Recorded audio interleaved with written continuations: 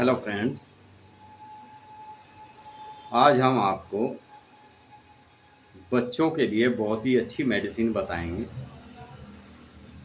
दोस्तों, जो बच्चे पढ़ाई में ध्यान केंद्रित नहीं कर पाते, उनकी मेमोरी बढ़ाने के लिए बहुत उपयोगी, बहुत ही उत्तम मेडिसिन आपको बताएंगे। जो विद्यार्थी परीक्षा के समय अक्सर ध्यान केंद्रित नहीं कर पाते, ये एक विलक्षण लक्षण होता है। विद्यार्थियों में जो देखने को मिलता है कि वे पूरे साल बहुत अच्छे से पढ़ते हैं, लेकिन जैसे जैसे उनकी परीक्षाएं नज़दीक आनी शुरू होती है तो वे बच्चे, विद्यार्थी ध्यान केंद्रित कर पाने में असमर्थ हो जाते हैं। परीक्षा नज़दीक आती रहती है तो उनकी पढ़ाई चौपट होनी शुरू हो जाती है, वे भूलते चले जाते हैं। मेरे पास एक ग्रेजुएट की तैयारी कर रहा बच्चा, उसके पेरेंट्स लेके आते हैं, जो ग्रेजुएट की परीक्षा की तैयारी कर रहा था।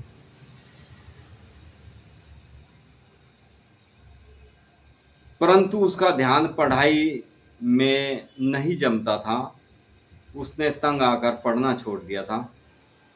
पेरेंट्स जो थे, उनके अकेला बच्चा था, बहुत परेशान थे कि सर, हमारा अकेला बच्चा है, हमें इसके भविष्य की चिंता है, हमारे बाद इसका क्या होगा, ये पढ़ नहीं पाता। पहले पढ़ाई में बहुत अच्छा था, ये हाई स्कूल और 12th में इसके फर्स्ट डिवीज़न आई है, बहुत अच्छे मार्क्स, परसेंटेज भी इसकी अच्छी थी। और अब ये जो पढ़ता है वो भूल जाता है, और जो हम इसको पढ़ने को कहते हैं ये चिड़चिड़ा हो जाता है, मतलब इस गुस्सा करने लगता है कि जब मेरे से पढ़ा ही नहीं जा रहा है, मेरे जो पढ़ता हूँ मेरे याद ही नहीं रहता, तो मैं क्या करूँ। तो हमने उस बच्चे के बारे में उनके पेरेंट्स से पूरी हिस्ट्री उसकी जानी। जानने के बाद हमने उसकी कुछ सिम्टम्स खुद बच्चे से पूछे, तो देखने में आया कि उस बच्चे को जैसे जैसे वो पढ़ने बैठता था, उसको एक तो सिर में दर्द होने लगता था, जिस कारण भी पढ़ने में उसकी रुचि बहुत कम हो चुकी थी, जिस कारण से खासकर परीक्षा के समय उसके सिर की नसें ऐसी खिंच जाती थी, तनाव बन जाता था, क्योंकि वो जो पढ़ता था उसके याद नहीं हो पाता था। चिंता रहती थी उसको उसको सबसे ज़्यादा चिंता ये रहती थी कि मैं पढ़ता हूँ लेकिन मेरे याद नहीं रहता, मैं करूँ तो क्या करूँ।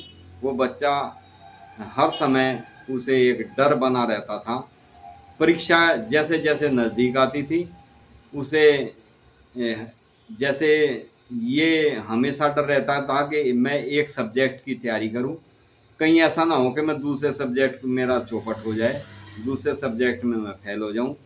ये डर उसको बहुत ज़्यादा सताने लगता था कि मैं ये सब्जेक्ट पढ़ूंगा तो दूसरा भूल जाऊंगा, और दूसरा पढ़ूंगा तो इसे भूल जाऊंगा। ये उसकी मेमोरी की बहुत ज़्यादा दिक्कत थी उस बच्चे को। और ये बच्चे को अचानक ही इस चीज़ की, जैसे जैसे उसको सिर में दर्द बढ़ने लगा था पढ़ते समय, तब तब उसको ये शिकायतें अक्सर देखने में आती थी। बच्चा बहुत उदास रहने लगा था, नाजुक स्वभाव का बच्चा था। जब उसके पेरेंट्स हमारे पास उसको लेकर आए, हमने उसके बारे में सभी डीपली उसके सारे सिम्टम जानने की कोशिश की। सारे सिम्टम्स हमने उनसे पूछे, बच्चे से भी कुछ पूछा हमने। तो बच्चा कहता है कि सर, मैं पढ़ता बहुत हूँ लेकिन मेरे याद नहीं रहता, कुछ समय बाद भूल जाता हूँ मैं जो पढ़ता हूँ। अक्सर परीक्षा के समय मेरे साथ में ये शिकायतें होती है। हमने उस बच्चे को सांत्वना दी।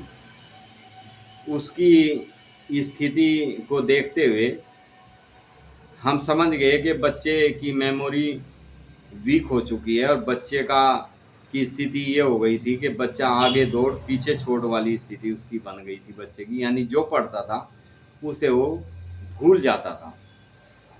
उस बच्चे की सभी सिम्टम्स की जैसे उस बच्चे के हमने जांच की, तो हमने उसको बच्चे से पूछा, तो उसने बताया कि सर मुझे ये सबसे ज़्यादा शिकायत जैसे जैसे मेरी परीक्षाएं मेरे एग्ज़ाम नज़दीक आते हैं तो मेरी ये दिक्कत ज़्यादा बढ़ती चली जाती है। पूरे साल मैं जैसे होम एग्ज़ाम होते हैं, बीच बीच में स्कूल में टेस्ट होते हैं, उनमें मेरे ठीक मार्क्स आते हैं, लेकिन जैसे जैसे मेरी परीक्षाएं नज़दीक आती है, ईयरली जो एग्ज़ाम होते हैं वो मेरे नज़दीक आते जाते हैं, मुझे एक डर सताने लगता है और मुझे घबराहट जैसी होने लगती है, साथ साथ ही मेरे पैरों में पिंडलियों में भी बहुत ही ज़्यादा अकड़न और दर्द होने लगता है। तो ये उसकी सबसे ज़्यादा जो मेन सिम्टम्स थे उससे हमने जांचे, समझे, तो उसकी हमने मेडिसिन सेलेक्ट की। हाँ, एक और उसका विशेष सिम्टम्स था बच्चे का कि बच्चा मीठा बहुत ज़्यादा खाता था और जैसे जैसे वो मीठा खाता था उसको डाइजेशन की दिक्कत हो जाती थी। उसको डाइजेशन के साथ साथ जैसे इंडाइजेशन की शिकायत होती है, उसके साथ साथ उसको एसिडिटी बहुत ज़्यादा होती थी। यानी वो जो मीठा खाता था, मीठे को वो पसंद करता था लेकिन मिठाई उसको बिल्कुल पसंद नहीं करती थी, यानी उसको एसिड एपच की शिकायत हो जाती थी। एग्ज़ाम के दौरान उसको मोशन होने लगते थे, बार बार उसको टॉयलेट जाना पड़ता था। इसके अंदर ऐसा डर बैठा हुआ था। तो फ्रेंड्स हमने उसके सारे सिम्टम्स लेने के बाद उसको 2 मेडिसिन सेलेक्ट करके दी। आज वो बच्चा बिल्कुल स्वस्थ है। वे मेडिसिन मैं आपको बताता हूँ। यदि आपके बच्चे की भी ऐसी स्थिति हो, जो पढ़ता हो बच्चा उसे भूल जाता हो, ये और एग्ज़ाम के समय में उसको विशेषकर एक डर बना रहता हो कि मैं पास हो पाऊँगा या नहीं, तो उसके लिए ये दोनों मेडिसिन उत्तम मेडिसिन है, एक दूसरे की बहुत ज़्यादा सहयोगी है।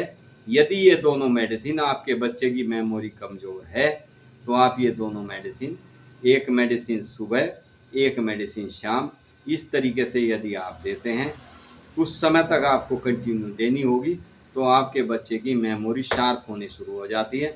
बच्चे को आप करीब 2 महीने ये मेडिसिन दें। पहली मेडिसिन है इसमें ईथुजा। ईथुजा मेडिसिन जो है, ये बच्चे को आप सुबह खाली पेट दें और दूसरी मेडिसिन है इसमें अर्जेंटम नाइटिगम।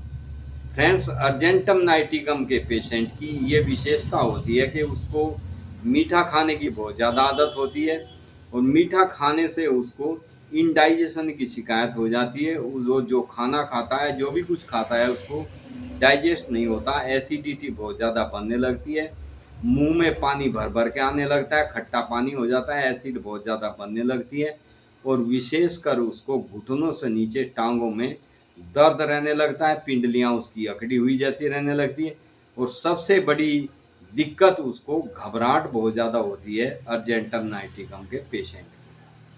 फ्रेंड्स, अर्जेंटम नाइटिकम के पेशेंट की ये एक और विशेष स्थिति होती है कि यदि जैसे किसी को किसी फंक्शन में, किसी प्रोग्राम में स्टेज के ऊपर बोलने के लिए कहा जाए तो वो बोल नहीं पाता, वो घबरा जाता है कि मैं जो बोलना चाहता हूँ मैं बोल पाऊँगा या नहीं, कहीं ऐसा ना हो जो मैंने सोच रखा है बोलने के लिए वो मैं स्टेज पे चढ़ते ही भूल जाऊँ।